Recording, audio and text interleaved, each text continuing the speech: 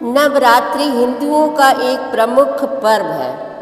नवरात्र एक संस्कृत शब्द है जिसका अर्थ होता है 9 रातों का समय। इन 9 रातों और 10 दिनों के दौरान शक्ति देवी की पूजा की जाती है। साल में 4 बार नवरात्रि आते हैं, माघ, चैत्र, आषाढ़ और अश्विन। इनमें से माघ और आषाढ़ में आने वाले नवरात्रि को गुप्त नवरात्रि कहा जाता है। यह चंद्र आधारित हिंदू महीनों में चैत्र, माघ, आषाढ़ और अश्विन प्रतिपदा से नवमी तक मनाया जाता है। चैत्र मास में वासंतिक अथवा वासंतीय और दूसरा अश्विन मास में शारदीय नवरात्र, माघ और आषाढ़ मास की नवरात्रि गुप्त नवरात्रि होती है। शारदीय नवरात्र का समापन दशहरा को दुर्गा प्रतिमा के विसर्जन के रूप में होता है। गौर से देखें तो नवरात्रि में 3-3 माह का अंतर होता है। हिंदू कैलेंडर के हिसाब से सबसे पहले चैत्र मास में 9 दिन चैत्र नवरात्रि के होते हैं। इसके बाद 3 माह बाद आषाढ़ में गुप्त नवरात्रे होते हैं। उसके फिर 3 माह बाद शारदीय नवरात्रे और फिर अंत में गुप्त नवरात्रे माघ माह में आते हैं। नवरात्र भारत के विभिन्न भागों में अलग अलग ढंग से मनाया जाता है। गुजरात में इस त्यौहार को बड़े पैमाने से मनाया जाता है। गुजरात में नवरात्र समारोह डांडिया और गरबा खेलकर मनाया जाता है। यह पूरी रात भर चलता है। देवी के सम्मान में भक्ति प्रदर्शन के रूप में गरबा आरती से पहले किया जाता है और डांडिया समारोह उसके बाद। पश्चिम बंगाल के राज्य में बंगालियों के मुख्य त्योहारों में दुर्गा पूजा बंगाली कैलेंडर में सबसे अलंकृत रूप में उभरा रहता है। नवरात्र उत्सव देवी अम्बा का प्रतिनिधित्व है। वसंत की शुरुआत और शरद ऋतु की शुरुआत जलवायु और सूरज के प्रभावों का महत्वपूर्ण संगम माना जाता है।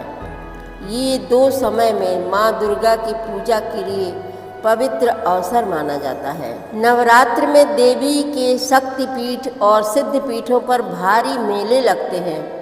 माता के सभी शक्तिपीठों का महत्व अलग अलग है, लेकिन माता का स्वरूप एक ही है। नवरात्रों के दौरान कुछ भक्त उपवास और प्रार्थना स्वास्थ्य और समृद्धि के संरक्षण के लिए रखते हैं। नवरात्रि के 9वें दिन, जिसे नवमी कहते हैं, इस दिन कन्याओं को घर में आमंत्रित कर उनकी पूजा की जाती है। कुछ लोग 8वें दिन यह पूजा करते हैं, जिसे अष्टमी कहते हैं। भक्त इस समय सात्विकता का पालन करते हैं। नवरात्र और मौसमी परिवर्तन के काल के दौरान अनाज आमतौर पर परहेज कर दिया जाता है, क्योंकि मानते हैं कि अनाज नकारात्मक ऊर्जा को आकर्षित करता है। नवरात्र आत्मनिरीक्षण और शुद्धि की अवधि है और पारंपरिक रूप से नए उद्यम शुरू करने के लिए एक शुभ और धार्मिक समय है। नवरात्रि मनाने का कारण पहले जान लेते हैं। चैत्र नवरात्रि क्यों मनाई जाती है? कहा जाता है कि जब धरती पर महिषासुर का आतंक काफ़ी बढ़ गया और देवता भी उसे हरा पाने में असमर्थ हो गए, क्योंकि महिषासुर को वरदान प्राप्त था कि कोई भी देवता या दानव उस पर विजय प्राप्त नहीं कर सकता। ऐसे में देवताओं ने माता पार्वती को प्रसन्न कर उनसे रक्षा का अनुरोध किया। इसके बाद माता रानी ने अपने अंश से 9 रूप प्रकट किए, जिन्हें देवताओं ने अपने शस्त्र देकर शक्ति संपन्न किया।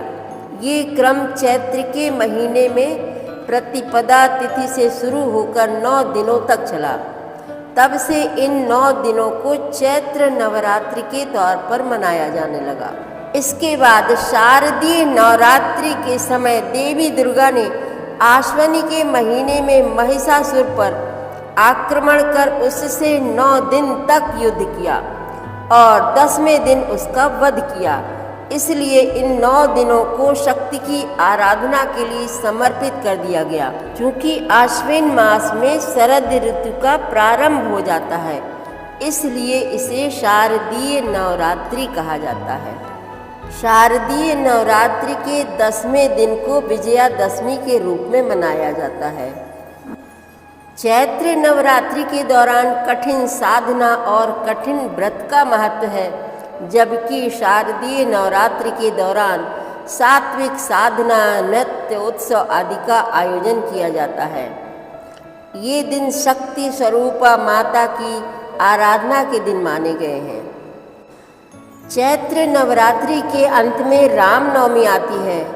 मान्यता है कि प्रभु श्री राम का जन्म रामनवमी के दिन ही हुआ था, जबकि शारदीय नवरात्रि के अंतिम दिन महानवमी के रूप में मनाया जाता है। इसके अगले दिन विजयादशमी पर्व होता है। विजयादशमी के दिन माता दुर्गा ने महिषासुर का वध किया था और प्रभु श्री राम ने रावण का वध किया था। इसलिए शारदीय नवरात्रि विशुद्ध रूप से शक्ति की आराधना के दिन माने गए हैं। मान्यता है कि चैत्र नवरात्रि की साधना आपको मानसिक रूप से मजबूत बनाती है और आध्यात्मिक इच्छाओं की पूर्ति करने वाली है। वहीं शारदीय नवरात्रि सांसारिक इच्छाओं को पूरा करने वाली मानी जाती है। अब बात करेंगे कि नवरात्रि की शुरुआत कैसे हुई। सबसे पहले किसने रखा था 9 दिन का व्रत? माँ दुर्गा स्वयं शक्ति स्वरूपा है और नवरात्रि में सभी भक्त आध्यात्मिक शक्ति, सुख, समृद्धि की कामना करने के लिए इनकी उपासना करते हैं और व्रत रखते हैं। जिस राजा के द्वारा नवरात्रि की शुरुआत हुई थी, उन्होंने भी देवी दुर्गा से आध्यात्मिक बल और विजय की कामना की थी। वाल्मीकि रामायण में उल्लेख मिलता है कि किष्किंधा के पास ऋष्यमुख पर्वत पर लंका पर चढ़ाई करने से पहले प्रभु राम ने माता दुर्गा की उपासना की थी। ब्रह्मा जी ने भगवान राम को देवी दुर्गा के स्वरूप चंडी देवी की पूजा करने की सलाह दी और ब्रह्मा जी की सलाह पाकर भगवान राम ने प्रतिपदा तिथि से लेकर नवमी तिथि तक चंडी देवी की उपासना और पाठ किया था। ब्रह्मा जी ने चंडी पूजा पाठ के साथ ही राम जी को बताया कि आपकी पूजा तभी सफल होगी जब आप चंडी पूजा और हवन के बाद 108 नील कमल भी अर्पित करेंगे। ये नील कमल दुर्लभ माने जाते हैं। राम जी ने अपनी सेना की मदद से ये 108 नील कमल ढूंढ लिए, लेकिन जब रावण को यह पता चला कि राम चंडी देवी की पूजा कर रहे हैं और नील कमल ढूंढ रहे हैं, तो उसने अपनी मायावी शक्ति से एक नील कमल गायब कर दिया। चंडी पूजा के अंत में जब भगवान राम ने वे नील कमल चढ़ाए तो उनमें से एक कमल कम निकला। यह देखकर वो चिंतित हुए। फिर उन्हें याद आया कि मेरी माता मेरे नेत्रों को कमल नयन कहती थी, तो फिर मैं एक कमल की जगह अपनी आँखें ही क्यों न चढ़ा दूँ। और फिर उन्होंने जैसे ही अपनी आँख अर्पित करने के लिए तीर उठाया, तभी माता चंडी प्रकट हुई और माता चंडी उनकी भक्ति से प्रसन्न हुई और उन्हें विजय का आशीर्वाद दिया। इसके बाद उन्होंने लंका पर विजय प्राप्त की, रावण का वध किया। तभी से विजयादशमी का पर्व मनाया जाता है। जय हो माता रानी की। प्रतिदिन श्री रामचरितमानस पाठ में शामिल होने के लिए हमारे चैनल अपनी विरासत को सब्सक्राइब कर लीजिए और घंटी का बटन भी दबा दीजिए, जिससे रोज़ सुबह 7 बजे आपके मोबाइल में एक दोहा रामायण पाठ का आ जाएगा। वीडियो को ज़्यादा से ज़्यादा शेयर करके इस नए काम में भागीदार बनिए। धन्यवाद।